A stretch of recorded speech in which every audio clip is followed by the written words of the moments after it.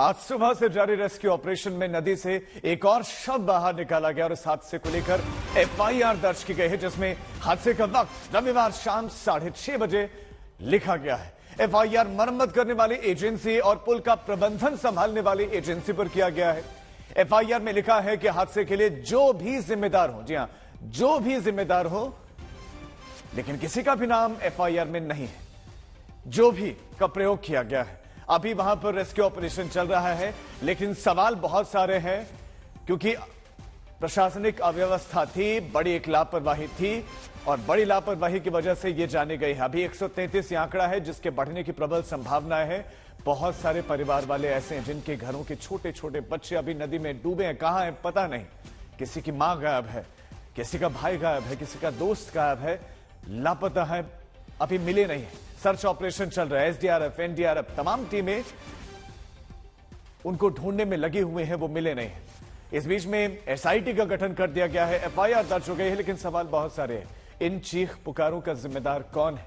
वो पुल जिसकी मरम्मत हुई थी, मरम्मतीकरण का जो कार्य पूरा हुआ, उसके बाद एक प्रक्रिया होती है, फिटनेस सर्टिफिकेट चाहिए होता है, लेकिन बिना सर्टिफिकेट के क्या पैसे कमाने के लिए इसे खोल दिया गया।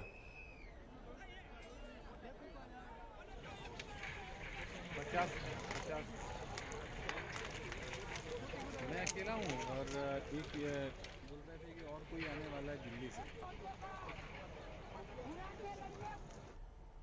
चश्मदीद घटनास्थल पर जो मौजूद थे, उनकी बातें भी आपको बताएंगे। वो क्या कह रहे हैं, उन्होंने क्या क्या देखा, वो भी हम आपको सुनाएंगे। लेकिन उससे पहले आपको ग्राउंड जीरो पर लिए चलते हैं, घटनास्थल पर लिए चलते हैं। आशुतोष मिश्रा हमारे संवाददाता इस खबर पर ज्यादा जानकारी देंगे, जो लगातार इसे कवर करें। आशुतोष, अभी तो पहले रेस्क्यू ऑपरेशन से जुड़ी हुई जानकारियां दें, अपडेट्स दें, क्या इस वक्त चल रहा है, और जो प्रश्न है बड़े बड़े, बिना फिटनेस सर्टिफिकेट किसके आदेश पर खोला गया पुल? सबसे पहले आपको तस्वीरें दिखाते हैं, एरियल तस्वीरें, जिससे ये पता चलेगा कि आखिर कितना बड़ा मिशन, कितना बड़ा ऑपरेशन चलाया जा रहा है इस मच्छू नदी के ऊपर। हालांकि पानी 17 से 18 फीट है, लेकिन अंदर कीचड़ इतना है कि देखना कुछ भी मुश्किल है। ऊपर से पत्थर बहुत ज्यादा हैं, तो अब ये संभावना बेहद कम है कि अंदर शायद ही कोई और शव बचे हों। अभी 10-15 मिनट पहले 2 शव और निकाले गए हैं, लेकिन आखिरी कोशिश है कि जो गुमशुदा हैं कम से कम उनको निकाल लिया जाए। जितनी एजेंसियां हैं हर संभव कोशिश कर रही हैं, डाइवर्स अंदर है लेकिन देख नहीं पा रहे हैं। अब आपको मैं दूसरे हिस्से में ले जाता हूं, ये समझने के लिए कि आखिर कल क्या हुआ होगा, कौन जिम्मेदार होगा। इस सस्पेंशन ब्रिज पर, मैं जहां पर हूं, यहां से सस्पेंशन ब्रिज शुरू होता है। यहां से लोग आते हैं, ये एक ऐतिहासिक किला है, बहुत पुराना स्ट्रक्चर है, जिस पर सस्पेंडेड एक प्लेटफॉर्म बनाया गया है। यहां से लोग गुजरते हैं। रास्ते भर कई जगहों पर ये डायरेक्टिव्स लिखे गए हैं कि यहाँ सीसीटीवी कैमरा है, आप निगरानी में हैं। साथ ही बोर्ड बनाए गए हैं जिस पर यह लिखा गया है कि भीड़ ना करें, ये संकेत लिखे गए हैं। साथ ही ये भी कहा कि अगर आप सेल्फी ले रहे हैं तो आप बचें। और अब मैं आपको उस हिस्से पर, आज तक पे हम अपने तमाम दर्शकों को वो तस्वीरें दिखाएंगे जो बेहद चौंकाने वाली हैं। ये वो केबल है, इसी के जरिए ये सस्पेंशन ब्रिज टिका हुआ था। 2 केबल होते हैं रोपवे की तरह, जिसके साथ पूरे ब्रिज को केबलों से जोड़ा जाता है। मसलन ये ऊपर का हिस्सा, इससे तार लटकते हैं नीचे और उसके ऊपर ये प्लेटफॉर्म टिका हुआ होता है। ये तार किस तरह टूटा है, ऐसे ऐसे न जाने, इसमें 60-70 तार हैं और इनको मिला के जो इनकी मोटाई होती है ये 4 से 5 इंच की है। अब आप समझिए अगर ऐसा तार टूटा है तो कितना वजन होगा इसे तोड़ने के लिए। अब दूसरी तरफ लिए चलते हैं। ये बहुत सारे सवाल खड़े करते हैं, लेकिन फिलहाल इन तस्वीरों को देखना जरूरी है। ये वो दरवाजा है, रात को इसको बंद किया जाता है, लेकिन इसी के जरिए आप घुसते हैं सस्पेंशन ब्रिज के। मैं ठीक सस्पेंशन ब्रिज के बिल्कुल नीचे खड़ा हूं, बिल्कुल उसी जगह पे। यहां तक पत्थर है, इसके बाद 2 कदम और पत्थर है, लेकिन अगर मैंने तीसरा कदम बढ़ाया तो आगे कुछ नहीं है, क्योंकि यहीं से वो पुल टूट गया था। ठीक मेरे पीछे लटका हुआ हिस्सा आप देख रहे हैं, यहां से पुल टूट गया था।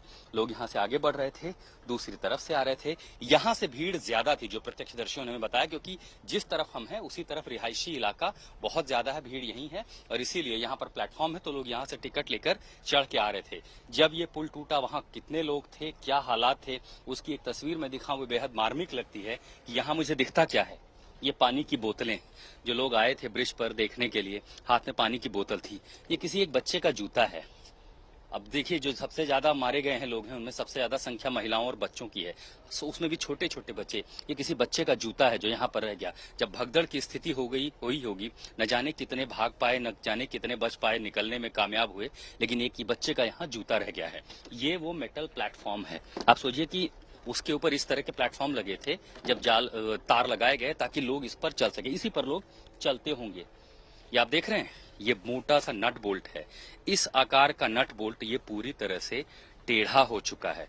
इससे अंदाजा लगाया जा सकता है कि भार कितना पड़ा होगा कि इस तरह के जाइंट साइज के नट बोल्ट भी ढीले पड़ गए। आप समझिए कि लगभग टूट भी सकता था। पूरी तरह से ये टेढ़ा हो चुका है। इसके साथ साथ इस तरह के तार इस स्ट्रक्चर से जुड़े हुए हैं। जहां रोपवे शुरू होता है, सस्पेंशन ब्रिज, हर एक हिस्से को उससे जोड़ा जाता है। इतने मोटे मोटे तार हाथी भी नहीं तोड़ सकते, लेकिन ये टूट गए।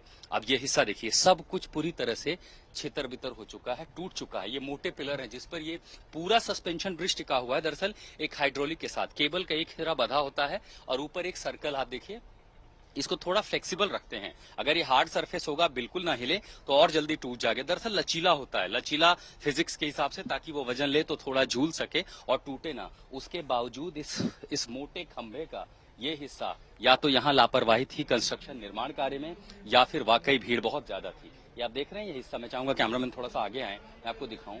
ये जिस हिस्से पर ये पिलर टिका हुआ है, ये पूरा हिस्सा टूट चुका है। यहाँ एक नट था जो इसको सपोर्ट करता है, उस बोल्ट का जो हिस्सा है वो उखड़ चुका है। यहाँ से ये तार, ये देखिए, ये लोहा एक जैसा, ये देख रहे हैं आप यहाँ ऊपर, ये ऊपर एल आकार में है। ये पूरा एल शेप एक पट्टी है, लेकिन नीचे आप देखते हैं लोहा बीच से फट चुका है। ये इसकी क्वालिटी कैसी होगी जब एसआईटी जांच करेगी, और कम से कम अगर वो तस्वीरें देख रहे तो उनको ये अंदाजा लग जाएगा कि इसको भी जांच में शामिल किया जा सकता है। ये लोहा बीच से क्रैक हो चुका है, फट चुका है, एल शेप की पट्टी अलग हो चुकी है, यानी मूलतः ढांचे में जिसे ऐसा बनाया गया वो अब इस तरह से लिटरली फैल गया है। अब आप इसको देख पा रहे हैं, इसके नट बोल्ट उखड़ चुके हैं। जैसे आप आगे आते हैं दूसरे हिस्से में, तब पता चलता है कि आखिर यहाँ क्या हालात है। जो इतनी सी जगह है, मैं कदम से अगर कहूं 1 2 3, ये लगभग 3 फीट से भी पतला इलाका है जहां से इतने लोग जा रहे थे। क्या अंदाजा नहीं लगा, क्या वो ये नहीं समझ पाए कि कितने सारे लोग यहाँ पर जा रहे हैं? और क्या क्या नहीं दिखता मुझे यहाँ पर। टिकट, ये है रेवा की वो टिकट। सस्पेंशन ब्रिज पर जाने के लिए आपको टिकट खरीदनी पड़ती है। ये 28 तारीख का टिकट मैं देख पा रहा हूँ, 28 अक्टूबर इस पर यहाँ लिखा हुआ है। 28 अक्टूबर की ये तारीख है कि इस पर जो है, और इसका कीमत जो है वो 17 रुपये है। ये 17 रुपए की टिकट, लेकिन लोगों ने बताया कि लोगों ने 50 रुपए तक भी भरे थे और दिए थे ताकि वो यहाँ पर पहुंच सकें। अब आप जैसे इस हिस्से में आते हैं, यहाँ पे देखिए मोटे मोटे तार ऐसे टूटे हैं जैसे ये सूत के धागे हों, कपास से बनाए हुए कच्चे धागे हों, इस तरह से टूटे। जी हाँ, ये मोटे केबल हैं और मैं जानता हूं कि ये इतने भारी होते कि इनको तोड़ा नहीं जा सकता। नीचे से यहाँ से हम देख पा रहे हैं इस ऑपरेशन की तस्वीरें। और ठीक है, देखिए जिस केबल पर ये टिका हुआ है, सस्पेंशन ब्रिज का एक हिस्सा मैं आपको दिखा रहा हूँ, जिस पर ये टिका हुआ है, इस पर ये एक हिस्सा है और उसके बाद इस पर ये दूसरा हिस्सा, जिस दूसरे हिस्से पर टिका। आप हमारे साथ बने रहे, मैं लौट रहा हूं आपके पास। आपने दिखाया कि वहां पर स्थिति क्या रही।